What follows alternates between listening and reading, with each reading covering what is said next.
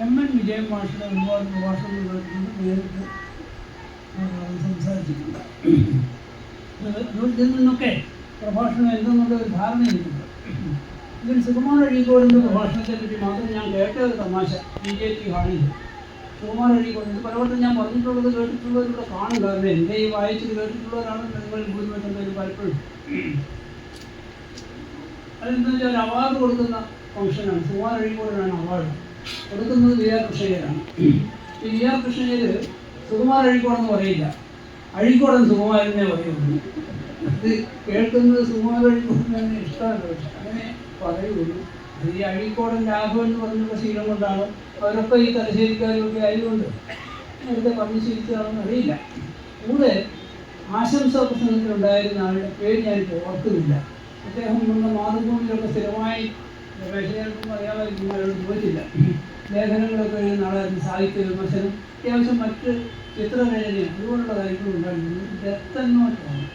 അപ്പോൾ അദ്ദേഹം ആശംസാ പ്രസംഗം തുടങ്ങിയത് ഞാനും ഇതിനെപ്പോലെ തൊഴിലില്ലാത്ത കുറേ ചെറുപ്പക്കാരും ഞങ്ങളുടെ സ്ഥലത്ത് ഒരു വൈകുന്നേരങ്ങളിൽ ഒരു കളിത്തട്ടിലിരുന്ന് ക്ഷമിക്കണം ഗൗരവപൂർവമായ പ്രസംഗങ്ങളും പ്രഭാഷണങ്ങളും ഒക്കെ നടന്ന ഈ വേദിയിൽ നിന്നുകൊണ്ട് ഈ പൈങ്കിളി പറയുന്നത് ക്ഷമിക്കണം. ഞാനൊരു ചോദ്യം ചോദിച്ചോട്ടെ. 87 വയസ്സോ അതിൽ കൂടുതലുള്ള ആരെങ്കിലും ഈ സദസ്സിലുണ്ടോ? വേദിയിലില്ല. ഉണ്ടോ? ഉണ്ടെങ്കിൽ കൈകൊട്ടിയാൽ മതി, അവരെ ഒന്ന് നമസ്കരിക്കാനാണ്. ആരുമില്ലല്ലോ. ഇപ്പോൾ ഈ ഹാളിലുള്ളതിലെ ഏറ്റവും പ്രായം കൂടിയ വൃദ്ധനാണ് ഞാൻ. ഞാൻ പറയുന്ന കാര്യങ്ങളെ ഒരു വൃദ്ധരാവല്യമായിട്ടു ഒക്കെ കണക്കിലെടുത്താൽ മതി. ഒരു ഒരല്പസമയം നമുക്ക് വെറുതെ ഈ ഹൃദയത്തിൽ തലച്ചോറിൽ ഉണ്ടായിട്ടുള്ള ആ സമ്മർദ്ദം ഉണ്ടായിരുന്നു, അതൊന്നും ലഘൂകരിച്ച് പോകാം. അപ്പോൾ അദ്ദേഹം ആശംസാ പ്രസംഗം നടത്തിക്കൊണ്ടിരിക്കട്ടെ ഞാൻ പറയണം.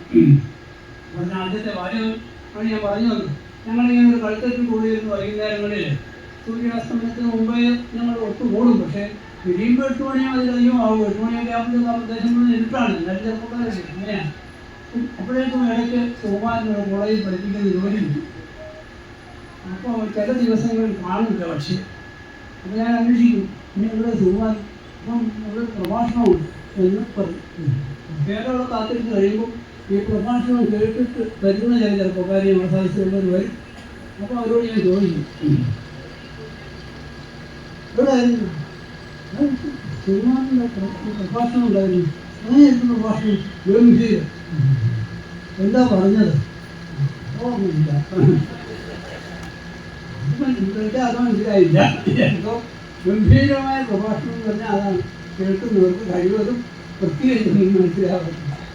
ഞാൻ പറഞ്ഞാൽ അവർ ആര് ഞാൻ മുണ്ടശ്ശേരി മാസ്റ്റർ NVAയുടെയൊക്കെ പ്രഭാഷണത്തിൽ MN മാസ്റ്റർ പ്രഭാഷണത്തിൽ നിന്നൊക്കെ പല കാര്യങ്ങൾ മനസ്സിലാക്കിയിട്ടുള്ളതാണ്. എല്ലാ പ്രഭാഷകരെ പറ്റാതെ പറയാൻ അന്ന് സുകുമാർ അഴീക്കോടിനെ അദ്ദേഹത്തിൻ്റെ ക്ലാസ്മേറ്റും സുഹൃത്തുമായ ആൾ വിശേഷിപ്പിക്കുകയാണ്. അപ്പോൾ അതുകൊണ്ട് നിങ്ങൾ രമേശൻ സംസാരിക്കുന്നത് കേട്ടു, എല്ലാവരും കേട്ടു, ഞാനും കേട്ടു, നിങ്ങളെ പോലെ ഞാനും അന്തം വിട്ട് കേട്ടു. അപ്പോൾ പ്രഭാഷണം അല്ലെന്ന് അദ്ദേഹം പറഞ്ഞിട്ടുണ്ട്. പ്രസംഗം കഴിഞ്ഞിട്ട് ചായക്ക് കഴിഞ്ഞപ്പോൾ മോഹനോടെ ഒരു സ്ത്രീ ഉണ്ടായിരുന്നു. അപ്പോൾ ആ സ്ത്രീയെ ഇവിടെ ഈ സ്ഥലത്തിരിക്കുന്ന ഏതോ സഭാവിന് മോഹനെ പരിചയപ്പെടുത്തി കൊടുത്തു. S.A. രമേശ് ബാബുവിൻ്റെ വൈഫാണ്. അപ്പോൾ ആ സഖാവ് ചോദിച്ചു, ഞാൻ ഇന്ന് തൊട്ടോട്ടെ, എന്തൊരു പ്രസംഗമായിരുന്നു രമേശിൻ്റെ. അപ്പോൾ അതാണ് ഈ പ്രഭാഷണം. അയാളെ തൊടാൻ സൗകര്യമില്ലെങ്കിൽ അയാളുടെ ഭാര്യയെ തൊടാൻ സാധിച്ചാൽ അതുപോലെ ഒരു സന്തോഷം നൽകുന്ന വിധത്തിൽ സംസാരിക്കുന്നതാണ് പ്രഭാഷണം. ഞാനിവിടെ ഇതൊന്നും പ്രശ്നമില്ല. ഞാനെന്താ അപ്പം ഞാൻ ഈ വയസ്സിൽ ചോദിച്ചത് കൊണ്ടാണ്. ഈ 57 വയസ്സ് വരെ അതിലൊരു 5-6 വയസ്സായപ്പോൾ മുതൽ ഈ രാഷ്ട്രീയ കാര്യങ്ങൾ, സാമൂഹിക കാര്യങ്ങളൊക്കെ ചർച്ച ചെയ്യുന്ന ഒരു അന്തരീക്ഷമുള്ള കുടുംബത്തിലാണ് ജനിച്ചത്. എൻ്റെ എടുത്തുകൊണ്ട് ആരും ജനിക്കുന്ന അവരുടെ എടുത്തുകൊണ്ടല്ലോ ഇല്ലേ? ഇപ്പം അങ്ങനെ ധരിക്കുന്നുണ്ടോ? എൻ്റെ എടുത്തുകൊണ്ടാണ് ഞാൻ അങ്ങനെയുള്ളവർക്കാണ് ഞാൻ അർജുൻ സിംഗിൻ്റെ ഒരു തമാശ പറയാം. എന്നിട്ട് വിദ്യാഭ്യാസ മന്ത്രിയില്ലായിരുന്നു, കേന്ദ്ര വിദ്യാഭ്യാസ മന്ത്രി അർജുൻ സിംഗ്. അയാൾ ഇവിടെ മധ്യപ്രദേശിൽ മുഖ്യമന്ത്രിയായിരുന്നു. അങ്ങനെ മുഖ്യമന്ത്രിയായിരിക്കുമ്പോൾ അയാളുടെ അച്ഛനോട് മുഖ്യമന്ത്രിയായിരുന്നു. എന്നിരിപ്പോൾ ഞാൻ മറന്നുപോയി ആ സിംഗ്. അപ്പം അച്ഛൻ്റെ അഴിമതികളെ പറ്റി നിയമസഭയിൽ ഘോരഘോരം പ്രതിപക്ഷത്തുള്ളവർ പ്രസംഗിച്ചു. ഒരുപാട് പേര് പ്രസംഗിച്ചു. മറുപടി എന്ന് പറയുന്ന വാക്ക് ഇരിക്കുകയാണ് അവരോട്. പക്ഷെ കൂടുതലായിട്ട് എഴുന്നേറ്റ് അർജൻസിന് പറഞ്ഞു, അൺഫോർച്ചുനേറ്റ്ലി, നിങ്ങൾ ഇംഗ്ലീഷിൽ തന്നെ പറയണം, അന്ന് ഇംഗ്ലീഷ് വായിച്ചു, unfortunately I did not choose my father. അപ്പോൾ ആ വിമർശിക്കുന്നവർക്ക് എല്ലാവർക്കും കൂടെ അച്ഛനായിട്ട് അഴിമതിക്ക് എന്താ കാര്യം, ഞാൻ തെരഞ്ഞെടുത്താണ് എല്ലാ അച്ഛനും ഞാൻ നിശ്ചയിക്കാം. പിന്നെ പറഞ്ഞതുപോലെ ഞാൻ സംസാരിക്കുന്നത് എൻ്റെ വീട് അങ്ങനത്തെ ആയിപ്പോയി, ഇത്തിരി വിദ്യാഭ്യാസമുള്ളവരും അങ്ങനത്തെ കാലത്ത് വേണമെങ്കിൽ ഇത്തിരി ഭൂസത്തിനൊക്കെ പറയാൻ നമ്മളായിരുന്നു ഇല്ലാതായി എല്ലാ കാലത്തും. അപ്പോൾ അതുകൊണ്ടവിടെ പിന്നെ വീട്ടിൽ 2 പത്രങ്ങൾ, നിങ്ങളാരും ചിലപ്പോൾ ആ പത്രങ്ങളൊന്നും കേട്ടുകൊണ്ടാണ്. ഒന്ന് പൗരധ്വനി, ഒന്ന് ദേശബന്ധു. രണ്ടിൻ്റെയും പ്രചോദനം സ്റ്റേറ്റ് കോൺഗ്രസിൻ്റെ പ്രവർത്തനങ്ങളാണ്. അവിടെ ഇതെല്ലാം പുറപ്പെടുന്ന കോട്ടയത്തു നിന്നാണ്. മലയാളം മുത്തശ്ശി അവിടെ അതിന് മുമ്പേ ഉണ്ട്. മുത്തശ്ശി പ്രധാനമായിട്ടും രാജഭരണത്തെയും ദിവാന്റെ ഭരണത്തെയും ഒക്കെ ന്യായീകരിച്ചുകൊണ്ട് അവർക്ക് ഒരു സ്തുതിപാഠകരായ ഒരു വർത്തമാന പത്രമായിട്ടാണ് അന്ന് വരുന്നത്. അതുകൊണ്ട് അവർക്ക് ബദലായി തുടങ്ങിയതാണ് ഈ പൗരത്വം. ദേശബന്ധു ആവട്ടെ അന്നത്തെ സ്റ്റേറ്റ് കോൺഗ്രസിൻ്റെ സജീവ പ്രവർത്തകരും പണക്കാരും ബസ് മുതലാളിയും സ്വരാജ് വോട്ടേഴ്സ് ഒക്കെ ആയിരുന്ന സാക്ഷാൽ ശങ്കുണ്ണിപ്പിള്ളയാണ്. സ്റ്റേറ്റ് കോൺഗ്രസിൻ്റെ ഒരു മുഖപത്രം പോലെയാണ് അത് നടത്തുന്നത്. ഇത് രണ്ടും എൻ്റെ വീട്ടിൽ വെക്കുന്നുണ്ടായിരുന്നു. അത് വായിച്ചിട്ടൊക്കെ അത് തന്നെ 2ാം ലോകമഹായുദ്ധം അവസാനിക്കുമ്പോൾ എനിക്ക് 7 വയസ്സുണ്ട്, 8 വയസ്സുണ്ട്, 7 വയസ്സുണ്ട് എന്ന് വെച്ചാൽ ഞാൻ 2ാം ക്ലാസ്സോ അല്ലെങ്കിൽ 3ാം ക്ലാസ്സോ ഒക്കെയാണ് പ്രൈമറി സ്കൂൾ. ഞാനതിൻ്റെ ആഘാതം പത്നി പറഞ്ഞിട്ട് ഞങ്ങളുടെ വീട്ടിൽ അത് പ്രത്യേക സാഹചര്യമുണ്ട്. പക്ഷേ എൻ്റെ കൂട്ടുകാരും എൻ്റെ കൂടെ സ്കൂളിൽ വരുന്ന കുട്ടികൾ, ഞാൻ ഉച്ചയ്ക്ക് വീട്ടിൽ വന്നിട്ട് ഉള്ള ചോറ് കഴിക്കുന്ന സമയത്ത് എൻ്റെ വീടിൻ്റെ പറമ്പിലുള്ള ഈ കമ്പിളി നാരകം എന്ന് പറയുന്ന മരത്തിലെ കമ്പിളി നാരങ്ങ പറിച്ച് വിശപ്പടക്കിയിട്ടാണ് എൻ്റെ കൂടെ സ്കൂളിൽ വന്നുകൊണ്ടിരുന്നത്. ഇതൊക്കെ നമ്മുടെ അനുഭവമാണ്. ആ അനുഭവങ്ങൾ മാത്രമാണ് എൻ്റെ കയ്യിലുള്ളത്. ഇപ്പോൾ രമേശൻ്റെ എത്ര പേരുടെ പേര്, എത്ര പുസ്തകങ്ങളുടെ പേരൊക്കെ പറഞ്ഞു. അതായത് ഞാൻ അന്തം വിട്ട് കേട്ടിട്ടുണ്ട്. ഞാനിതൊന്നും ഭൂരിപക്ഷം പേര് കേട്ടിട്ട് പോലുമില്ല. ഞാൻ ഈ പ്രായം, ഈ സദസ്സിലുള്ളതിൽ ഏറ്റവും പ്രായം കൂടിയവൻ ഞാനാണെന്ന് പറയുന്നത് പോലെ തന്നെ ഇന്നത്തെ നിലയ്ക്ക്, ഇന്നത്തെ അവസ്ഥയിൽ ഈ സഭയിലുള്ളതിൽ ഏറ്റവും വിവരം പറഞ്ഞത് ഞാനാണ്. വിവരമില്ലാത്തത് ഞാനാണ്. എന്താണ് ഈ വിവരം? ഇൻഫർമേഷൻ. ഈ ഇൻഫർമേഷൻ കിട്ടുന്നതിനുള്ള സോഴ്സ് എന്താണ്? എല്ലാം ഈ സോഷ്യൽ മീഡിയ. ഇപ്പോൾ ഈ എൻ്റെ സംഘടന client employees federation of India എന്താ പറയുന്നതെന്ന് അറിയണമെങ്കിൽ ഈ ടെലിഫോണിൽ കൂടെ വരുന്ന സർക്കൂട്ട് മുഴുവൻ വായിക്കാൻ വേണ്ടിയിട്ട് അതുകൊണ്ട് എനിക്ക് അറിയില്ല. ഓരോക്കെ സുഹൃത്തുക്കൾ പറഞ്ഞു കേട്ടാൽ ഞാൻ അറിയുന്നത് ഇന്നതാ ഇപ്പോൾ തുടങ്ങിയിരിക്കുന്നത്. അപ്പോൾ അതുകൊണ്ടാണ് ഞാൻ പറയാം, ഞാനാരെയും പരിഹരിക്കാനും ഞാൻ സ്വയം വിനിയാനിതനാകാനൊന്നും പറഞ്ഞതല്ല. വിവരം കിട്ടാത്തവനാണ് വിവരമില്ലാത്തത്. നിങ്ങൾക്കെല്ലാം ഉള്ള വിവരം ഇവിടെ പ്രശാന്തൊക്കെ കൊണ്ടുവന്നിട്ടുണ്ടോ? പേടിയായിട്ട് കാണുന്നത് എല്ലാം ഈ വിവരത്തിലാണ്. അതുകൊണ്ടാണ് എനിക്ക് എന്താ ഉള്ളത്, എന്തിനാണ് എന്നെ സംസാരിക്കാൻ വിളിക്കുന്നതിനാണെന്നുള്ള വിളിക്കണമെന്ന് ചോദിച്ചാൽ പറയാൻ പറ്റും. വരുന്നത് എന്തുകൊണ്ടാണെന്ന് ഞാൻ പറയാം. അതൊരു ആഗ്രഹജന്യമായ അവിവേകം എന്ന് വേണമെങ്കിൽ പറയാം. മനുഷ്യരുടെ മൊത്തത്തിൽ നിൽക്കാനും മനുഷ്യരെ കാണാനും മനുഷ്യർ പറയുന്നത് കേൾക്കാനും പറ്റുമെങ്കിൽ അതിനോടൊക്കെ സംസാരിക്കാനുമുള്ള ആഗ്രഹം അടങ്ങാതെ മനസ്സിൽ നിൽക്കുന്നുണ്ട്. വിളിക്കുമ്പോൾ വരും എന്നിട്ട് ഇതുപോലൊക്കെ ഇതിലൊക്കെ പറഞ്ഞു പോകും. ഇവിടെ വളരെ ഉദ്ദേശപൂർവമായിട്ട് നമ്മൾ ഒരു ആശയമൊക്കെ പറഞ്ഞു. ഞാൻ അതിനും ഒരു തമാശ പറയുന്നുണ്ട്. ആ തമാശ എന്താണെന്ന് വെച്ചാൽ നോക്കുകയാണ് ബൈബിൾ വേദപുസ്തകം എന്ന് പറയും. വിശ്വാസികളായ ക്രിസ്ത്യാനികൾ 2 ഭാഗങ്ങളാണല്ലോ, ന്യൂ ടെസ്റ്റമെന്റ്, ഓൾഡ് ടെസ്റ്റമെന്റ്. ഈ ക്രിസ്തുവിന് മുമ്പുള്ളതെല്ലാം ഓൾഡ് ടെസ്റ്റമെന്റ്, ശേഷമുള്ളത് ന്യൂ ടെസ്റ്റമെന്റ്. യഥാർത്ഥത്തിൽ ആ 3 മതങ്ങൾ, യഹൂദ മതം, ജൂതമതം, ക്രിസ്തുമതം, ഇസ്ലാം മതം, ഇതെല്ലാം ഉണ്ടായത് ഒരേ സ്ഥലത്താണല്ലോ. എല്ലാം ഒന്നിൻ്റെ തുടർച്ചയും വേണം പറയാമല്ലോ. ക്രിസ്തു മതത്തിൻ്റെ സ്ഥാപകനായി പറയപ്പെടുന്ന ജീസസ് ഒരു യഹൂദനായിരുന്നു.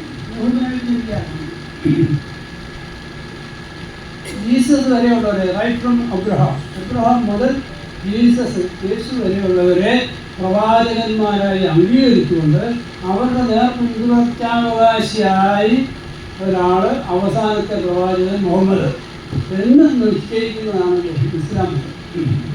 ഏതാണ്ട് എന്തെങ്കിലും മറ്റൊന്നുള്ള നിലയ്ക്കാണ്. അപ്പോൾ അതിലെ ഓൾഡ് ടെസ്റ്റമെന്റ്, പഴയ നിയമം, അതാണ് യഹൂദർ അംഗീകരിക്കുന്നത്.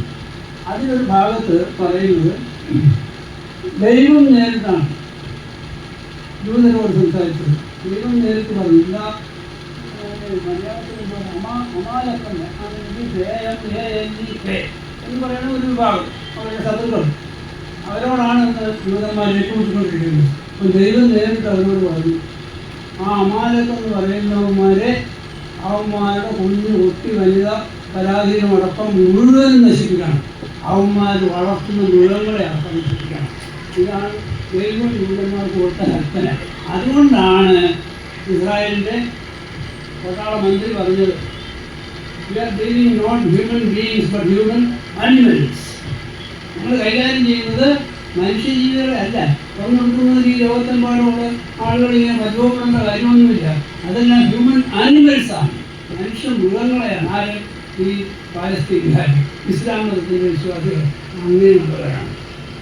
അപ്പോൾ ദൈവം നേരിട്ട് കൊടുത്ത അധികാരമാണ് അവർ പ്രയോഗിക്കുന്നത്. അപ്പോൾ നിങ്ങളാർക്കെതിരെയാണ് പ്രതിഷേധിക്കുന്നത്? ദൈവത്തെ അനുസരിക്കുന്ന ഹിന്ദുമാർക്കെതിരെയാണ് പ്രതിഷേധിക്കുന്നത്. ദൈവത്തോട് പ്രതിഷേധിക്കാൻ കഴിയുമോ? അതാണ് എനിക്ക്. ദൈവത്തെ കണ്ടിട്ട് പ്രതിഷേധിക്കാൻ പറ്റില്ല, അയാളെ നമുക്ക് പെരുമ്പടി കാണിക്കാൻ പറ്റില്ല. അപ്പോൾ പിന്നെ എന്ത് ചെയ്യാൻ നോക്കും? നമ്മുടെ മനസ്സിൽ കുടിയിരുത്തിയിരിക്കുന്ന ഈ ദൈവത്തിനെ ഒന്ന് ബലമായി ഇറക്കിവിടാൻ കഴിയുമോ?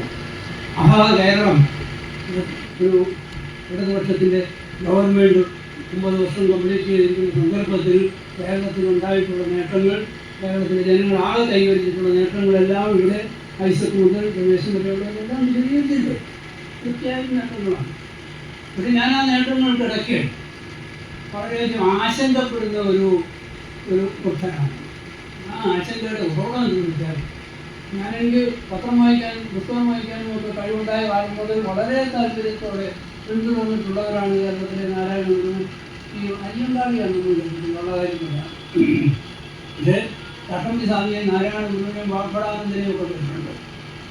ആ ചട്ടമ്പി സ്വാമിയുടെ നാരായണ ഗുരുവിൻ്റെ ശിഷ്യനായിക്കൊണ്ടുള്ള സഹോദരൻ അയ്യപ്പനെ ചിലതൊക്കെ വായിച്ചിട്ടുണ്ട്.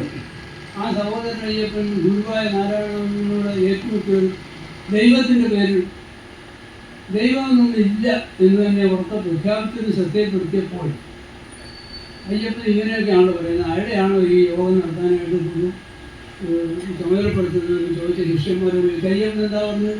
അയ്യപ്പൻ പറഞ്ഞ് ദൈവമൊന്നുമില്ലെന്ന്. അയ്യപ്പൻ പറഞ്ഞത് ശരിയാണ്. അതാണ് നാരായണൻ. അയ്യപ്പൻ പറഞ്ഞത് അയ്യപ്പൻ്റെ ശരിയാണ്. ഞാൻ ദൈവം ഉണ്ടെന്ന് പറഞ്ഞൊന്നും ഞാൻ പറഞ്ഞിട്ടില്ല, ഒരാളൊന്നും പറഞ്ഞിട്ടില്ല. നാരായണനും അങ്ങനൊന്നും പറഞ്ഞില്ല.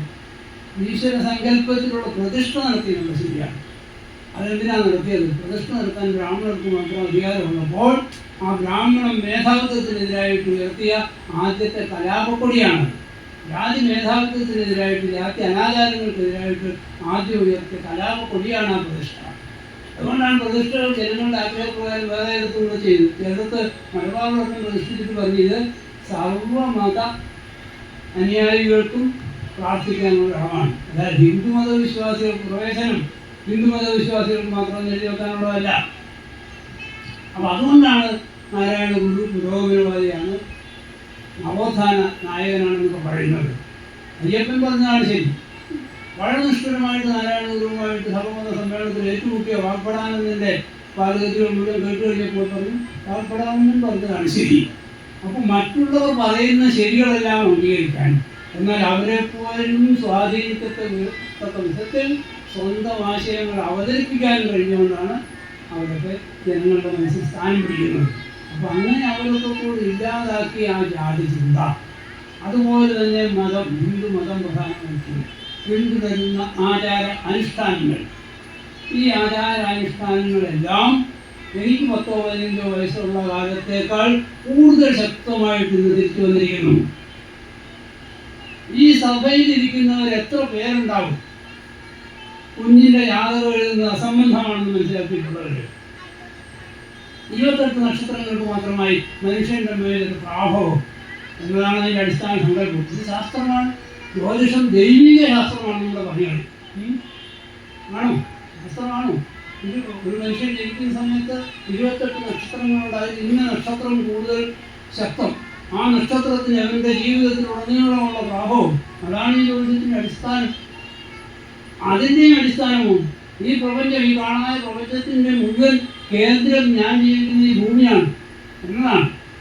ഈ ഭൂമി ഉരുണ്ടതാണെന്നും അതിങ്ങനെ സൂര്യന് ചുറ്റും കറങ്ങിക്കൊണ്ടിരിക്കുന്ന ഒരു വലിയ സാധനമാണെന്നും അതിനുള്ള ഒരു പ്രത്യേക ആകർഷണ വലയമുള്ളത് കൊണ്ട് ആ ആകർഷണ വലയത്തിൽ പെടുന്ന സാധനങ്ങളെ അതിൻ്റെ ഉപരിതലത്തിലേക്ക് ആകർഷിക്കാൻ കഴിയുന്നതുകൊണ്ടാണ് സാധനങ്ങൾ അവിടെ പതിക്കുന്നതെന്നും ആദ്യം പറയാൻ ശ്രമിച്ചവനെ കണ്ണൂത്തി പൊട്ടിക്കോ, രണ്ടാമത് പറയാൻ ശ്രമിച്ചവനെ ചുട്ടുകൊല്ലോ, മൂന്നാമത് പറഞ്ഞവനെ കേസിൽ പിടിച്ച് നിർത്തി വിചാരണ ചെയ്തവനെ കൊണ്ട് അയ്യോ ഞാനത് വിവരിച്ചിരിക്കുന്നു എന്ന് പറയിപ്പിക്കുകയും ചെയ്ത സമൂഹത്തിൽ നിന്നാണ് ഈ ഭൂമി ഉരുണ്ടതാണെന്നുള്ള സത്യത്തിലേക്ക് വെച്ച് വന്നത്.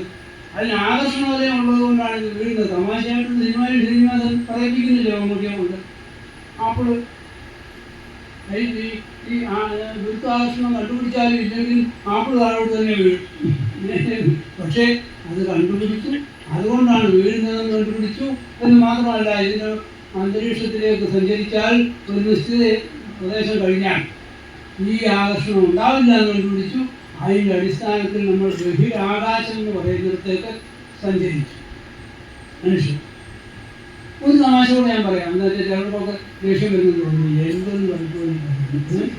അതെന്താന്ന് വെച്ചാൽ എൻ്റെ സദസ്യനായിരുന്നു എന്ന് നമ്പൂതിരി തിരുവനന്തപുരത്ത് നമ്പൂതിരിയുടെ വീട്ടിൽ ദിവസം ഞാൻ ഇരിക്കുമ്പോൾ അദ്ദേഹത്തിൻ്റെ അയൽവാസിയായ ഒരു നമ്പൂരി പടക്കാരി വന്നു. ആ നമ്പൂരി ചങ്ങനാശ്ശേരി NSS കോളേജിലെ ഫിസിക്സിൻ്റെ അധ്യാപകനാണ്. അന്നൊരു പ്രത്യേക സംഭവം ഉണ്ടായിരുന്നു. അതിൻ്റെ ചിത്രം ഹിന്ദു പദത്തിലുണ്ട്, അത് ആ നമ്പൂരിയുടെ വീട്ടിലുണ്ട്. ആ ചിത്രം എന്താണെന്ന് വെച്ചാൽ ബഹിരാകാശത്ത് ഒരു പേടകത്തിൽ നിന്ന് ആ ബഹിരാകാശ സഞ്ചാരി നടന്ന് മറ്റേ പേടകത്തിലോട്ട് കയറുന്നു. അപ്പോൾ ഈ ഫിസിക്സ് പഠിപ്പിക്കുന്ന തിരുമേനി, എൻ്റെ കൂട്ടുകാരൻ തിരുമേനിയോട് പറയാം, ആരും നമ്മൾ പഠിച്ചത് ഫിസിക്സ് ഒക്കെ തന്നെയാണ്, ശരിയാണ്, സത്യമാണ്. അപ്പം അതുകൊണ്ട് തന്നെ നമുക്ക് ബോധ്യമുണ്ട് ഇങ്ങനെ നടന്നു പോകാൻ പറ്റും. പക്ഷേ എന്നാലും എനിക്ക് വിശ്വാസം വരുന്നില്ല. ഇതാണ് കേരളീയ മനസ്സ്. ദൈവം ചിലപ്പോൾ വിചാരിക്കാം, പക്ഷേ എന്നാലും ചിലപ്പോൾ ഉണ്ടല്ലോ. ഇതിനപ്പുറത്തേക്ക് പോകാൻ നമ്മളിൽ എത്ര പേർക്ക് കഴിയും? നമ്മളിൽ എത്ര പേര് ഇന്നീ പറഞ്ഞ് മതാചാരങ്ങൾ, ക്ഷേത്രത്തിൽ പോവുക, വഴിപാട് കഴിക്കുക, ആ ക്ഷേത്രത്തിൽ പോവുക, ഈ ക്ഷേത്രത്തിൽ പോവുക, എത്ര പേരാണ് കമ്മ്യൂണിസ്റ്റ് പാർട്ടിക്ക് മാത്രം വോട്ട് ചെയ്യുന്നത്? ഇടക്കാലത്ത് കമ്മ്യൂണിസ്റ്റ് മെമ്പറായിരിക്കും കൂട്ടുന്നുണ്ട്. പക്ഷെ പുള്ളിക്ക് കൃത്യമായി അറിയാവുന്ന ഒരു കാര്യം ഓരോ ദൈവങ്ങളുടെ ദിവസം ഏതാണെന്നുള്ളതാണ്. അപ്പം തിങ്കളാഴ്ച ഇന്ന ക്ഷേത്രത്തിൽ പോവും, വ്യാഴാഴ്ച ഗണപതി അമ്പലത്തിൽ പോവും, പിന്നെ ഏറെ ക്ഷേത്രത്തിൽ മനുഷ്യ ദൈവങ്ങളല്ല, വനങ്ങൻ ദൈവത്തിനും ഹനുമാൻ ക്ഷേത്രത്തിനും പോകും. അപ്പം ഇതാണ് ഇന്ത്യൻ സമൂഹത്തിൻ്റെ മനസ്സ്. ഈ മനസ്സിനെയാണ് നമ്മൾ ആക്രമിച്ച് കീഴ്പ്പെടുത്താൻ ശ്രമിക്കുന്നത്. കാൾ മാർക്സ് പറഞ്ഞില്ലേ, മാൻ ദ സോവറിൻ ഓഫ് നേച്ചർ. എത്ര സുന്ദരമായ മാർക്സിന് കവിയും കൂടെ അറിഞ്ഞല്ലോ. രമേശിനോട് ഇപ്പോൾ കവിതയിൽ പറയും, എനിക്ക് കവിത മനസ്സിലാക്കുമെന്ന് അറിയില്ല. Man the sovereign of nature. സോവറിനുള്ള ബ്രിട്ടീഷുകാർ ലോകത്ത് ഓരോ രാജ്യങ്ങളും അടക്കി ഭരിക്കുന്നതുകൊണ്ട് അവരുടെ നാണയമാണത്. പക്ഷേ അതിന് മറ്റൊരർത്ഥം കൊണ്ടില്ലേ, സോവറിൻ പവേഴ്സ്, ഏറ്റവും ഉയർന്നത്, ഏറ്റവും ശ്രേഷ്ഠമായത്. സോവറിൻ ഓഫ് നേച്ചർ, പ്രകൃതിയിൽ ഇതുവരെ ഉണ്ടായതിൽ ഏറ്റവും ശ്രേഷ്ഠമായ ജീവിയാണ് മാൻ. ഇന്ത്യയിലെ മനുഷ്യനെ പറ്റിയാണ് പറയുന്നത്. സിറ്റുവേഷൻ ഇൻ ഇന്ത്യ എന്നുള്ള ആർട്ടിക്കിളാണ് 1864 പറയുന്നത്. മാൻ the sovereign of nature bows in relation before Hanuman the monkey, cow, Chabala the cow. Hanuman എന്ന കുരങ്ങിൻ്റെയും ശബാല എന്ന പശുവിൻ്റെയും മുമ്പിൽ സാഷ്ടാംഗം പ്രണമിക്കുന്നു ആര്? ഇന്ത്യയിലെ മനുഷ്യൻ. ഏത് മനുഷ്യൻ? Sovereign of nature. ഇതന്ന് പറഞ്ഞു വെച്ചു. ഇന്ന് വല്ല മാറ്റമുണ്ടോ? ഞാൻ ഇവിടെ നമ്മൾ ഭാഷണം സംഘടിപ്പിച്ചപ്പോൾ അവിടെ സ്ഥിതിക്ക് പറഞ്ഞു, മുമ്പ് ഞാൻ വേണ്ടതാണ്. എന്താ, എനിക്ക് ബ്രസ്റ്റ് ക്യാൻസർ ആയിരുന്നു. അത് ഞാൻ ഗോമൂത്രം പരത്തുകയും ചാണകം കളിക്കുകയും ഒക്കെ ചെയ്ത് മാത്രമാണ് ഭേദമായതെന്ന് നമ്മുടെ ഏതോ മന്ത്രി നേതാവുമായ ഒരു സ്ത്രീ പറഞ്ഞില്ല, MP ആയ പറഞ്ഞല്ലോ. എത്ര പേര് അത് കാര്യമായി വിശ്വസിക്കുകയും ചെയ്തു. പക്ഷേ ടാറ്റ ഇൻസ്റ്റിറ്റ്യൂട്ടുകാർ പറഞ്ഞു, ഈ പറഞ്ഞ സ്ത്രീ ഇവിടെ ക്യാൻസർ ആണെന്നുള്ള സംശയത്തിൽ ഒരു ചെറിയ ഗ്രോത്ത് ഉണ്ടായിരുന്നത് പരിശോധിക്കാൻ വന്നിരുന്നു. അത് പരിശോധിച്ച് അവർക്ക് ക്യാൻസർ ഇല്ലാന്ന് ബോധ്യപ്പെടുത്തി അവരെ വിട്ടു എന്നാണ്. അപ്പോൾ ശരീരത്തിൽ ഉണ്ടാവാത്ത ക്യാൻസർ ഉണ്ടായി എന്നും അത് ഗോമൂത്രം തേച്ച് ഭേദപ്പെട്ടു എന്ന് പ്രചരിപ്പിക്കുകയും അതെല്ലാം കഴിഞ്ഞിട്ട് ഇപ്പോൾ അത് എവിടെ നിൽക്കുന്നു? ഈ കേരളത്തിൽ ഏതോ ഇറങ്ങാൻ പോകുന്ന ഇന്നത്തെ പത്രത്തിലുള്ള വാർത്തയാണ്. ഇറങ്ങാൻ പോണ മലയാള സിനിമയിൽ ബീഫ് ബിരിയാണി കഴിക്കുന്ന ഒരു രംഗമുണ്ട്. അത് നീക്കം ചെയ്യാൻ പറഞ്ഞിരിക്കുന്നു. അത് മാത്രമല്ല, ദീപം എന്നുള്ളവരുടെ പദങ്ങൾ വരുന്നതെല്ലാം നീക്കം ചെയ്യാൻ പറഞ്ഞിരിക്കുന്നു സെൻസർ ബോർഡ്. അപ്പോൾ ഈ കത്തി പശുവിനെ ആരാധിക്കണം, കുരങ്ങന്റെ മുമ്പിൽ മുട്ടുമടക്കി സാഷ്ടാംഗം പ്രണമിക്കണം എന്ന സിദ്ധാന്തത്തിൻ്റെ പ്രണേതാക്കൾ ഭരിക്കുമ്പോൾ വരാൻ പോണതിൻ്റെ സൂചനയാണ് സെൻസർ ബോർഡായിട്ടും കോടതികളായിട്ടും പോലീസായിട്ടും ഗവർണറായിട്ടും പ്രസിഡൻ്റായിട്ടും ഒക്കെ വരാൻ പോകുന്നതിൻ്റെ സൂചനയാണ്. ഈ സൂചനയെ വേണ്ടത്ര മനസ്സിലാക്കണമെങ്കിൽ ഈ സൂചനയ്ക്കെതിരായിട്ട് സത്യസന്ധമായ ഒരു പ്രതിരോധം തീർക്കണമെങ്കിൽ അതിന് മനസ്സിൽ കറേജ് ഓഫ് കൺവിക്ഷൻ എന്ന് പറയുന്നത് വേണം. ഈ കൺവിക്ഷൻ ഉള്ളവർക്ക് മാത്രമേ അത് സാധിക്കൂ. ഈ ആചാരങ്ങളൊക്കെ നടന്നോട്ട് ഞാനിത് പ്രസംഗിക്കാൻ വീട്ടിൽ ചെന്ന് കഴിയുന്നുണ്ടെങ്കിൽ നമുക്ക് നാളെ രാഹുകാലം എപ്പോഴാണ് പുറപ്പെടാനുണ്ട്. അങ്ങനെയായാൽ അതിനെതിരായി ശക്തമായ നീണ്ടു നിൽക്കുന്ന പ്രതിരോധം തീർക്കാനും കഴിയില്ല, ആടി നിൽക്കാനേ കഴിയും. വന്ന് മുട്ടുമ്പോൾ ജീവിതം വഴിമുട്ടുമ്പോൾ ചിലപ്പം പ്രതിരോധിക്കാൻ മുമ്പ് വരുന്നുണ്ട്. അല്ലാതെ നിശ്ചയദാർഢ്യത്തോടെയുള്ള ഒരു പുസ്തകം കിട്ടാൻ കഴിയില്ല. വളരെ കരുതലോടെ വളരെ സമർത്ഥമായ കണക്കുകൂടലുകളോടെയാണ് നമ്മുടെ മുമ്പിൽ ഈ ആക്രമണം അരങ്ങേറിക്കൊണ്ടിരിക്കുന്നത്. ഞാൻ ഒരു ക്രോണോളജിക്കലായിട്ടൊന്ന് പറയട്ടെ. ആദ്യം സവർക്കർ, വി ഡി സവർക്കർ മഹാനായ സ്വാതന്ത്ര്യ സമയ സേനാനിയായിരുന്നു. അതുകൊണ്ട് തന്നെ ബ്രിട്ടീഷുകാർ പിടിച്ച് ആൻഡമാനിൽ ജയിലിട്ടു. നമ്മുടെ കോഴിക്കോട് നിന്ന് ഒരുപാട് പേരെ പിടിച്ച് ജയിലിട്ടു, ബംഗാളിൽ ഒരുപാട് പേരെ പിടിച്ച് ജയിലിട്ടു. പക്ഷേ ഇദ്ദേഹമൊക്കെ കുറച്ചു കാലം ജയിലിൽ കിടന്നു കഴിഞ്ഞപ്പോൾ ഞാൻ പോയി ആ ജയിലിൽ കണ്ടിട്ടുണ്ട്. അദ്ദേഹം കിടന്ന മുറി ഏതോ ഒരു പവിത്ര സ്ഥാപനമായിട്ട് ഇപ്പോഴങ്ങനെ തന്നെ സൂക്ഷിച്ചിട്ടില്ല. അതിന് മാറ്റം വരുത്താൻ സംഭവിക്കില്ല. ജയിലിൽ നിന്ന് ഇറങ്ങിപ്പോയി. ആ ഇറങ്ങിപ്പോയത് ഇനി ഈ ബ്രിട്ടീഷുകാർക്കെതിരായ ഒരു സമരവും ഞാൻ നടത്തില്ല എന്ന് എഴുതി കൊടുത്തതുകൊണ്ടാണെന്ന് ഒരു വിശദീകരണങ്ങൾ വന്നിട്ടുണ്ട്, നിഷേധിക്കുന്നതുകൊണ്ട്. പക്ഷേ ഈ ഇങ്ങനെ കൊടുത്തിരിക്കുമോ? ഇതിൽ സത്യമുണ്ടോ എന്ന് അന്വേഷിക്കേണ്ടത് എവിടെയാണ്? പിന്നീടുള്ള ചരിത്രത്തിൽ, പിന്നീടുള്ള അനുഭവങ്ങളിൽ സവർക്കർ പിന്നെ ബ്രിട്ടീഷുകാർക്കെതിരായിട്ടുള്ള ഏതെങ്കിലും ഉത്സവത്തിൽ പങ്കെടുക്കുമോ? ഇല്ല.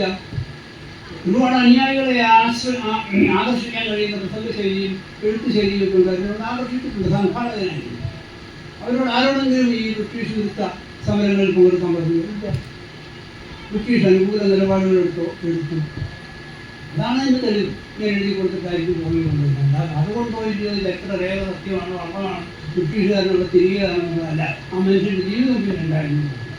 ആ ജീവിതം പുരോഗമിച്ച് 79 വയസ്സായ ഒരു ഓർത്തുകൊണ്ട് പോലും മറയ്ക്കാത്ത വാരിയല്ലുകളുമായിട്ട് പ്രാർത്ഥനയ്ക്ക് പോകുന്ന ഒരു വൃത്തൻ്റെ മുമ്പിൽ ചെന്ന് ശരിയാണ് താൻ ചെയ്യുന്നതെന്നുള്ള വിശ്വാസത്തോടെ, ഒരു കൊലപാതകയുടെ ക്രൂരതയോടെയല്ല, ശരിയാണ്, രാജ്യത്തിന് വേണ്ടിയാണ് താൻ ചെയ്യുന്നതെന്നുള്ള വിശ്വാസത്തോടെ മുമ്പിൽ നിന്ന് വെടിവെച്ച് കൊണ്ട ആളാണ് നാഥുറാം വിനായക ഗോഡ്സെ. ആ ഗോഡ്സെ ആയിരുന്നു ആർഎസ്എസ്കാരനായിരുന്നു വലിയ ഉണ്ടാക്കുന്നുണ്ടിപ്പോൾ. പക്ഷേ ഞാൻ സൂക്ഷിച്ചിട്ടുണ്ട്, ഗോപാൽ ഗോഡ്സെ എന്ന് പറയുന്നത് നാഥുറാം ഗോഡ്സെയുടെ അനിയൻ ജയിലിൽ നിന്ന് ഇറങ്ങിയതിന് ശേഷം അയാളൊന്നും കൊണ്ടില്ല ഈ ഒരു കളവ് അന്വേഷിച്ചത്. ഇറങ്ങിയതിന് ശേഷം അയാൾ നടത്തിയ സുദീർഘമായ ഒരു ഇൻ്റർവ്യൂ 91 മറ്റുമാണ് ഫ്രണ്ടിലായി പ്രസിദ്ധീകരിച്ചിട്ടുണ്ട്. അതിന് അയാൾ പറയുന്ന ഒരു മാറ്റവും, ഞാനും എൻ്റെ ചേട്ടനും ആർഎസ്എസ്കാരല്ലെന്ന് പറയുന്നവർ അവർ ആർഎസ്എസ്കാരാണെങ്കിൽ നന്ദിയില്ലാത്തവരാണ്. ആർഎസ്എസ് പ്രവർത്തകരായി വളർന്നു വന്നപ്പോൾ ആർഎസ്എസ് നിർദ്ദേശപ്രകാരം ആർഎസ്എസിന് വേണ്ടി സവർക്കറുണ്ടാക്കിയ ഹിന്ദുത്വ ചിന്തയുടെയും ഹിന്ദു മഹാസഭയുടെയും പ്രവർത്തകരാകുകയും അതിനുവേണ്ടിയുള്ള ഒരു പത്രാധിപരാകുകയും ചെയ്ത ആളാണ് നാഥുറാം വിനായക ഗോഡ്സെ. അയാളാണ് പോയി വെടിവെച്ചുകൊണ്ട് ഇതിൻ്റെ ഒരുപാട് അന്തർനാടകങ്ങളിൽ പറഞ്ഞിട്ടില്ലേ. അപ്പോൾ അതിന് 6ാമത്തെ പ്രതിയായിരുന്നു ഈ സവർക്കർ. തെളിവുകളില്ലാത്തതിനാൽ നമ്മുടെ നിയമം അങ്ങനെയാണ്. തെളിവുകളില്ലാത്തതിനാൽ സംസ്ഥാനത്ത് നീക്കം ചെയ്യപ്പെട്ട ആളാണ്. അപ്പോൾ പടിപടിയായിട്ട് ഞാൻ പറഞ്ഞ ചരിത്രത്തിൻ്റെ ആദ്യത്തെ ഘട്ടം ഇന്ത്യൻ പാർലമെൻറ്റിൽ ഈ രാഷ്ട്രപിതാവെന്ന്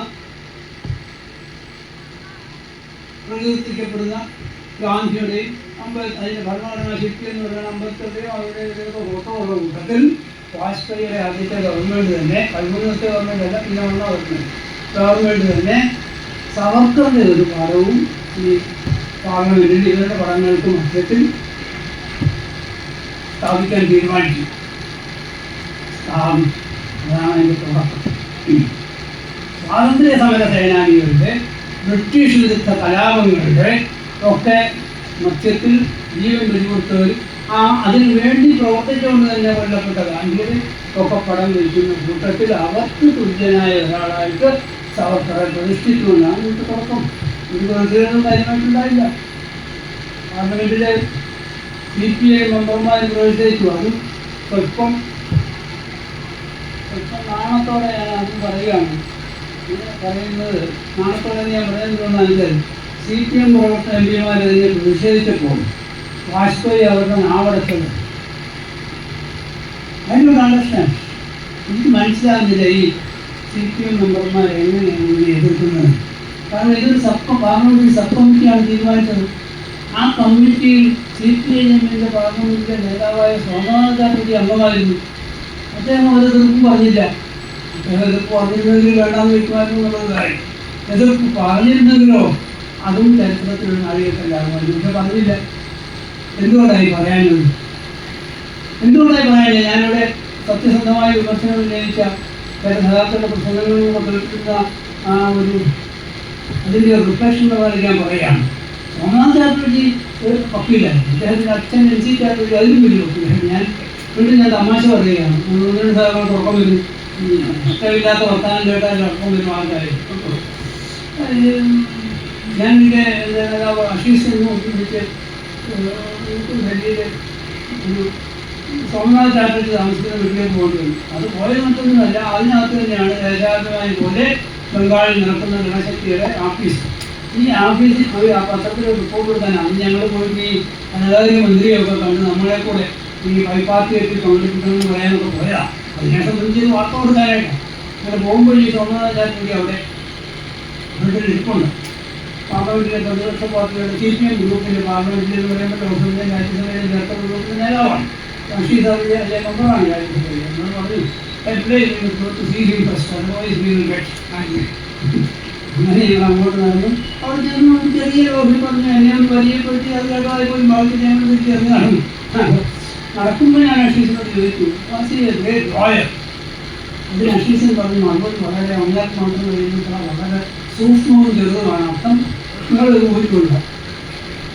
ഗ്രേറ്റ് ലോയർ എന്ന് ഞാൻ ചോദിച്ചു. ഞാൻ പറഞ്ഞു മറുപടി ഹിസ് ഫാദർ വാസ്. അതിലുണ്ടല്ല.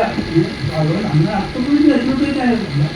അത്ര വലിയ മാർക്സിസ്റ്റ് ആയതുകൊണ്ടല്ല കമ്മ്യൂണിസ്റ്റ് പാർട്ടിയുടെ നേതാവായിരുന്നു. നേതാവെന്ന് പറഞ്ഞാൽ കമ്മ്യൂണിസ്റ്റ് സഹയാത്രികനായിരുന്നു. അന്ന് ആ കാലം ബംഗാളിൽ കമ്മ്യൂണിസ്റ്റ് പാർട്ടിക്ക് അനുകൂലമായ വലിയൊരു തരംഗം ഉണ്ടായിരുന്നത് കൊണ്ട് സ്ഥാനാർത്ഥിയാക്കാൻ കൊള്ളാവുന്ന ഒരാളായിട്ട് കൂടി സ്ഥാനാർത്ഥിയാക്കി അതിനുശേഷം പാർട്ടിയെ അംഗമാക്കി പാർലമെന്റിൽ ചെന്ന് കഴിഞ്ഞപ്പോൾ ഒരുവിധം പാർലമെന്ററി കാര്യങ്ങളിലൊക്കെ ഫലപ്രദമായിട്ടുള്ളതുകൊണ്ട് അതിൻ്റെയാണ് പാർലമെന്ററി പാർട്ടി നേതാവാക്കി. അത് കഴിഞ്ഞപ്പോൾ മറ്റൊരു കൂടെ സംഘടന സംബന്ധിച്ച് സ്പീക്കറുമാക്കി. വേറൊരു മാർക്സിസ്റ്റുകാരനെ ആക്കിയിട്ടില്ല, ഒരു കമ്മ്യൂണിസ്റ്റുകാരനെ ആക്കിയിട്ടില്ല. അതിനൊക്കെ കുറച്ച് കമ്മ്യൂണിസ്റ്റുകാർക്ക് ഉണ്ടായിരുന്നുണ്ട്. അങ്ങനെയൊക്കെ വലിയ ആളായിരുന്നെങ്കിലും അദ്ദേഹത്തിൻ്റെ കയ്യിൽ ഈ മാർക്സിസം എന്ന് പറയുന്നത് അതിൻ്റെ ആധാരശിലയും ആണിക്കല്ലുമായിട്ടുള്ള തൊഴിലാളി വർഗ ബോധം, തൊഴിലാളി വർഗ രാഷ്ട്രീയം എന്ന് പറയുന്നതൊന്നും വേണ്ടത്ര ഉണ്ടായിരുന്നില്ല.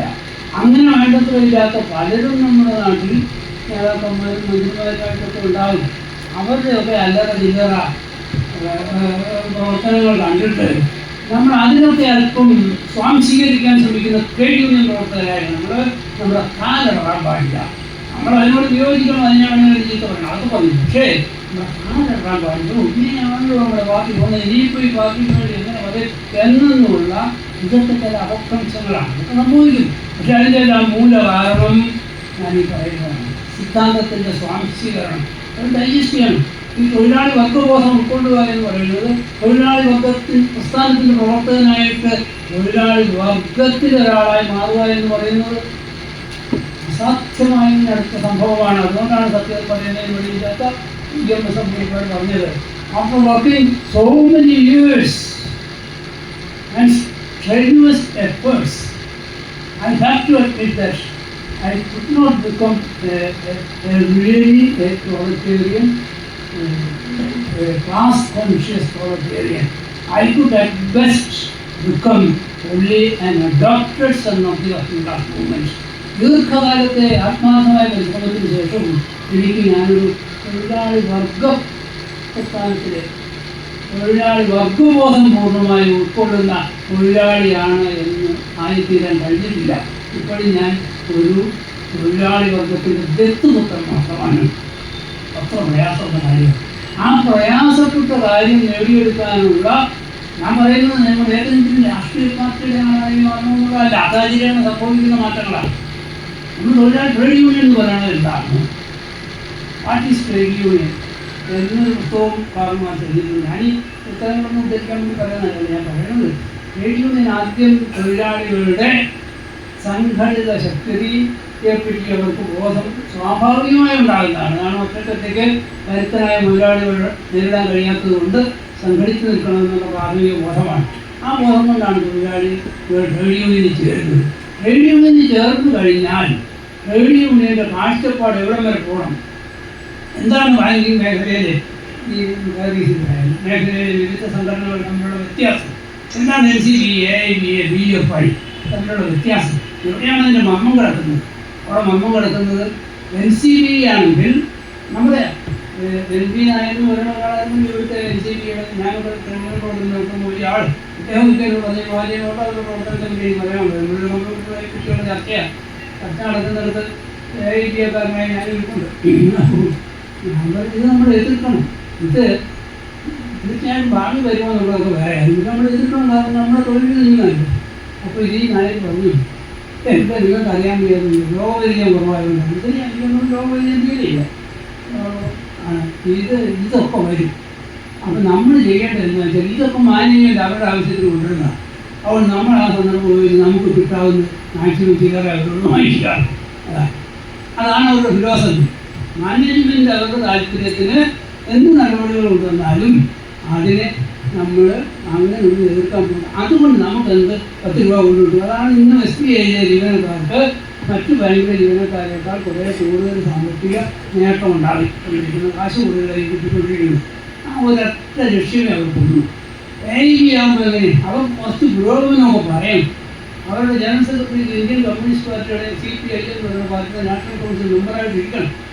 AITUC വരുമ്പോൾ വർക്കിംഗ് കമ്മിറ്റി മെമ്പറോ അതിരിക്കണം. അതിനൊക്കെ വേണ്ടി world federation of trade unions അതിൻ്റെ വേദികളിലൊക്കെ പോയി പ്രസംഗിക്കണം. ഇതിനൊക്കെ വേണ്ടിയിട്ട് കുറേ മുദ്രാവാക്യങ്ങളും കുറേ കമ്പനിയൊക്കെ പറയും. പക്ഷേ ഒരു കാര്യത്തിൽ അവർ വളരെ ശ്രദ്ധിക്കും. അവരുടെ അണികളിലെ സാമാന്യ ബാങ്ക് ജീവനക്കാരുടെ ഉള്ളിലേക്ക് ഇതൊന്നും ഒരു കാരണവശാലും പോകരുത്. ഈ അപകടങ്ങളൊന്നും കയറരുത്. അതാണ് അവർ ശ്രദ്ധിക്കുന്ന കാര്യം. അതേസമയം BFI ഇവരോട് ഏറ്റുമുട്ടിയ ഒരു പുതിയ സംഘടനയായതിൻ്റെ കാര്യം ബാങ്ക് ജീവനക്കാർക്ക് 2-3 കാര്യങ്ങൾ. ഒന്ന്, കൂടുതൽ മാനേജ്മെൻറ്റിനോട് കൊളാബറേറ്റ് ചെയ്യുന്ന ശൈലിക്കെതിരെ. 2, മറ്റു തൊഴിലാളികൾ സംഘടനകളുമായിട്ട് യോജിച്ചുകൊണ്ട് പ്രവർത്തനങ്ങൾ സംഘടിപ്പിക്കണം. 3 തൊഴിലാളികളിൽ ഒരു തൊഴിലാളികളുടെ ബോധം വളർത്തിക്കൊണ്ടുവരണം. അപ്പോൾ ഇതിന് ഞാൻ സാധാരണ പറയുമ്പോൾ പറയും ട്രേഡ് യൂണിയനുകൾക്ക് 3 R. ഒന്ന് ഒരു റിയാക്ഷണറി ട്രേഡ് യൂണിയൻ, ഒന്ന് റിഫോർമേറ്റീവ് അല്ലെങ്കിൽ റിവിഷനിസ്റ്റ് ട്രേഡ് യൂണിയൻ, അല്ല റെവല്യൂഷണറി ട്രേഡ് യൂണിയൻ. ആദ്യത്തേത് റിയാക്ഷണറി ആണ്. വാസ്തവത്തിൽ സമൂഹത്തെ നിൽക്കുന്നിടത്ത് പിടിച്ചു നിർത്തുകയല്ല, പുറകോട്ട് വലിക്കുകയും ചെയ്യുന്നതാണ്. രണ്ടാമത്തേത് റീഫോമിസ്റ്റ് ആണ്. പരമാവധി ചില പരിഷ്കാരങ്ങൾ കൊണ്ട് തൃപ്തിപ്പെടുന്നവരാണ്. മൂന്നാമത്തേത് റെവല്യൂഷണറിയാണ്. ഇപ്പോഴും നമുക്ക് പറയുമ്പോൾ ഭയപ്പെടേണ്ട കാര്യമൊന്നുമില്ല. സമൂഹത്തെ മാറ്റിമറിക്കുന്നതിനാണ് വിപ്ലവം എന്ന് പറയുന്നത്. മേധാവിത്വം പുലർത്തുന്ന ഒരു വിഭാഗങ്ങളുടെ കയ്യിൽ നിന്ന് അല്ലെങ്കിൽ വിഭാഗങ്ങളുടെ കൂട്ടുകെട്ടിൽ നിന്ന് അധികാരങ്ങൾ മറ്റു വിഭാഗത്തെ അടിച്ചമർത്താൻ വേണ്ടി മാത്രം ഉപയോഗിക്കുന്ന അധികാരത്തെ പിടിച്ചെടുത്ത് ആ വർഗത്തെ അടിച്ചമർത്തി ഈ ബഹുഭൂരിപക്ഷം വരുന്ന അടിച്ചമർത്തപ്പെട്ടവരുടെ സമൂഹത്തെ സൃഷ്ടിക്കുക, അവർക്ക് മേധാവിത്വമുള്ള സമൂഹത്തെ സൃഷ്ടിക്കുക. അതിനെയാണ് വിപ്ലവം എന്ന് പറയുന്നത്. അല്ലാതെ വേറെ അപകടം പിടിച്ച കാര്യങ്ങളല്ല. എനിക്ക് പറഞ്ഞാൽ നമ്മൾ പെൻഷൻ അപ്ഡേഷൻ റിവിഷൻ കിട്ടണമെന്ന് പറഞ്ഞിട്ട് സമരം ചെയ്യേണ്ടാത്ത അവസ്ഥ സൃഷ്ടിക്കാൻ വേണ്ടിയാണ് നമ്മൾ നിലകൊള്ളുന്നത്. അതിന് നിലകൊള്ളുന്നവരെയാണ് പറയുക. അപ്പോൾ അതുകൊണ്ട് ആ വ്യത്യാസം ഇതിൻ്റെ റിട്ടയേർഡ് സംഘടനകളിലും ഉണ്ടാവണം. ഇതിനിടയ്ക്ക് ഞാനൊരു കളിക്കൂടെ പറഞ്ഞു തന്നത് നിർത്തും എന്താണെന്ന് വെച്ചാൽ, ഞാൻ ചോദിച്ചു എത്ര സമയം എടുക്കാമെന്ന് ചോദിച്ചു. അപ്പം 10 മിനിറ്റ് പോലെ ചോദിച്ചു. പറഞ്ഞു അത് 20 മിനിറ്റ് ആയാലും അപകടമൊന്നുമില്ല എന്ന് പറഞ്ഞു. ഞാൻ 30 മിനിറ്റ് ആയ കുഴപ്പമില്ല. അതിനൊന്നും ഇവിടെയില്ല.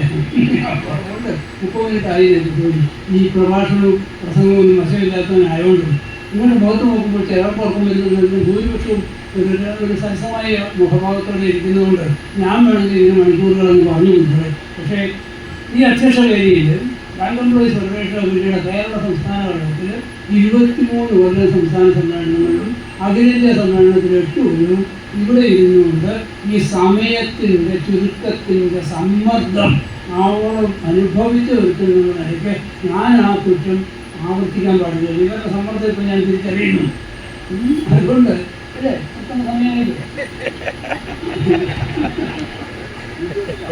അപ്പോൾ ഞാൻ ആ ഒരു പിന്തുടർച്ചയോടെ പറഞ്ഞിട്ട് 2 മിനിറ്റാകാമെന്ന് പറഞ്ഞിട്ടുണ്ട്. പിന്തുടർച്ചയോടെ പറഞ്ഞ് ഞാൻ അവസാനിപ്പിക്കാം. അതെന്താണെന്ന് വെച്ചാൽ സവർക്കറുടെ പടം സ്ഥാപിക്കുന്നത് അതിൻ്റെ തുടക്കമായിരുന്നു. പിന്നെയും മുമ്പോട്ട് പോയപ്പോഴോ മുന്നോട്ട് പോകുമ്പോൾ അപ്പോൾ ഞാൻ വീണ്ടും രമേശനെ പോലെ വലിയ വിദേശ താല്പര്യന്മാരുടെ ഒന്നുമല്ല. നമ്മൾ എവിടെ ജയിച്ച ആളുകളുടെ ഈ എം ഗോവിന്ദൻ്റെ ആ പ്രവചനാത്മകമായ ലേഖനം ഞാൻ പറഞ്ഞു പോകും. 1949 രാമകൃഷ്ണൻ എഴുതിയ ഒരു ലേഖനം കൈകാതിൻ്റെ സിയാവുദ്ദീൻ്റെ വാങ്ങി വായിച്ചത് ലേഖനം കമാകാരൻ. അതിനകത്ത് ഞാൻ പറഞ്ഞു, ഞാൻ ഇന്നലെ വലിയ ഭീകര സ്വപ്നം കണ്ടു. സ്വപ്നം അത് മറ്റൊന്നുമല്ല, ഈ നാഥുറാം ഗോഡ്സെയുടെ പിന്മുറക്കാർ ഈ ഭാരതത്തിൽ ഒരു 50 വർഷം കഴിഞ്ഞ് അധികാരത്തിൽ വരുന്ന കഴിഞ്ഞ് ഞാൻ സ്വപ്നം കണ്ടു. എന്നാൽ അവരെന്തൊക്കെ ചെയ്യുമെന്ന് കണ്ടപ്പോൾ ഞാൻ വാസ്തവത്തിൽ വിട്ടുകൊടുത്തുപോയി. അവരാദ്യം ചെയ്യുക ഈ പഠിക്കാനുള്ള വിഷയങ്ങളുടെയും ചരിത്രത്തിൻ്റെയും എഴുതപ്പെട്ടതിലൊക്കെ മാറ്റങ്ങൾ പടിപടിയായി വരുത്തിക്കൊണ്ടിരിക്കും. അങ്ങനെ വരുത്തി അവസാനം അതെവിടെ ചെന്ന് നിൽക്കുമെന്ന് ചോദിച്ചാൽ ഒരു 50 വർഷം കഴിഞ്ഞിട്ട് പിന്നെയും ഒരു 10-20 വർഷം കൂടെ കഴിഞ്ഞിട്ട് ഈ ഇന്ത്യയിൽ വരുന്ന ആരെങ്കിലും ഒരാൾ അന്നത്തെ ഒരു കോളേജ് വിദ്യാർത്ഥിയെ അധ്യാപകരെയോ കുട്ടികൾക്ക് ചോദിക്കുകയാണ്, ഈ മോഹൻദാസ് കരംചന്ദ് ഗാന്ധി എന്ന് പറയുന്ന ആരാണ്?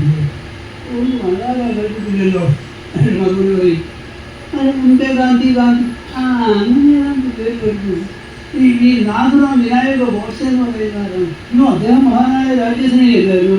ഈ രാജ്യത്തിന് വേണ്ടി രാജ്യദ്രോഹിയായ ഒരു ഘടനെ വെടിവെച്ച് വന്നതിൻ്റെ പേരിൽ തൂക്കിക്കൊല്ലപ്പെട്ട രക്തസാക്ഷിയായിരുന്നു. ഈ ഭാരതത്തിൻ്റെ അഭിമാന ഭാജനമല്ലേ എന്ന് പറയും ആര്? അന്നത്തെ കോളേജ് വിദ്യാർത്ഥികൾ. ഇവിടെ കൊണ്ട് എത്തിക്കുന്നതിൻ്റെ പടിയാണ് ഈ ആദ്യത്തെ ഈ പടം സ്ഥാപിച്ചത്. പിന്നെയും തുടർച്ചയായിട്ട് നമ്മളെല്ലാം കഴിഞ്ഞ് കൊടിയിടാൻ ഒക്ടോബർ 2-ാം തീയതി ജയന്തി ആഘോഷിക്കും. ജനുവരി 30-ാം തീയതി ആ രാജ്ഭവനിൽ പോയി ഗാന്ധിയെ അടക്കം ചെയ്തിരിക്കുന്ന സ്ഥലത്ത് പോയി ഒരു പുഷ്പാർച്ചന നടത്തും. മോഡി തന്നെ നടത്തും. എന്നിട്ടോ ഈ ഗോഡ്സെയെ ഉയർത്തിക്കൊണ്ട് വരികയും ചെയ്യും. അതിൻ്റെ അടുത്ത പട്ടി ഓരോ ഘട്ടമായിട്ടാണ് ചെയ്തുകൊണ്ടിരിക്കുന്നത്. അതിൽ ഏറ്റവും ലേറ്റസ്റ്റ് ആയിട്ടുള്ള സംഗതിയാണ് ഗവൺമെൻറ് ജോലി. ഏത് ഗവൺമെൻറ്? ഈ ഗവൺമെൻറ്റിനെ നയിക്കുന്ന അടിസ്ഥാന പ്രമാണം എന്താണ്? ഒരു ഭരണഘടന. ആ ഭരണഘടനയുടെ നിയാമക തത്വങ്ങളിൽ ഏറ്റവും പ്രധാനം എന്താണ്? ഒരു സെക്യുലർ സോഷ്യലിസ്റ്റ് ഭാരത് അഥവാ ഇന്ത്യ. എന്താണ് സെക്യുലർ എന്നുള്ളതിന് അർത്ഥം ഉണ്ടാകും ഇല്ലേ? അപ്പോൾ എന്തായാലും RSSനെ ആരും സെക്യുലർ എന്ന് പറയുന്നല്ലോ, ഹിന്ദു മഹാസഭയായാലും സെക്യുലർ എന്ന് പറയുന്നല്ലോ. അവർ പറയില്ലല്ലോ. പറഞ്ഞാൽ അത് നമ്മളെ ശരിയാക്കില്ല.